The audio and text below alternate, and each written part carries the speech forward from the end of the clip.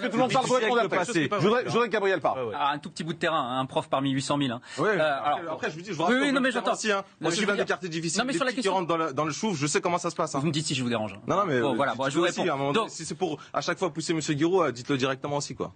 Le pousser, pardon. Non, je crois que vous n'avez pas compris, on se connaît pas. Donc, non, ce que je vous explique, monsieur, c'est qu'il y a 2 ans. On le laisse parler. Gabriel, attendez, s'il vous plaît. Il y a 2 ans, on a mené un mouvement citoyen sur la ville des Lilas, avec des habitants du Pré-Saint-Gervais, avec des habitants de Bagnolet et de Romainville, parce qu'on a eu une succession d'homicides, de jeunes, d'adolescents.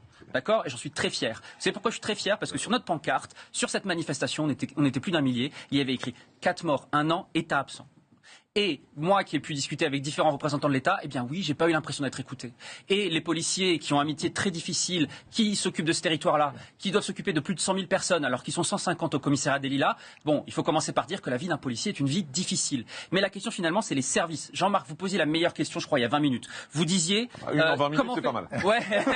Non, mais quand vous disiez comment est-ce que ce jeune-là, il peut changer, etc. Il y a une crise du sens chez sa jeunesse. On n'arrête pas de dire voici ce qu'on leur interdit et on leur dit pas voici ce qu'on peut être. Il y a une perte de repères, une perte de valeur. Je crois avoir commencé un peu à répondre, moi aussi, un peu disant c'est les inégalités, c'est qu'est-ce que c'est qu'être un homme. Cette jeunesse-là, qu'est-ce qu'on leur dit? Qu'est-ce que c'est qu'être un homme? Être un homme, c'est pas la capacité à nuire. Être un homme, c'est la capacité à assumer des responsabilités, c'est la capacité à être solidaire les uns avec les autres. Autant de valeurs qui se perdent. Et qui se perdent parce que ces jeunes-là qui passent un temps fou en ligne, où c'est la guerre des boutons, hein, c'est un monde où ils sont sur Internet, et ils se racontent juste des choses entre eux, sans interaction et supervision de l'adulte, l'école n'est pas là, et finalement ils se disent, bon bah moi je miroite ceci, je miroite cela, etc. Ils ont une idée fausse de ce que c'est qui peut leur apporter du sens. Les dealers dont on a entendu parler... Que l'a apporté, nous, c'est ça. Ouais. C'était nos professeurs. Oui, je sais. Voilà. C'est nos professeurs. Mais pourquoi vous en avez supprimé 1800? On n'en a pas supprimé 1800. Bah si, je vous dis, il y a 1800 profs en moins au lycée.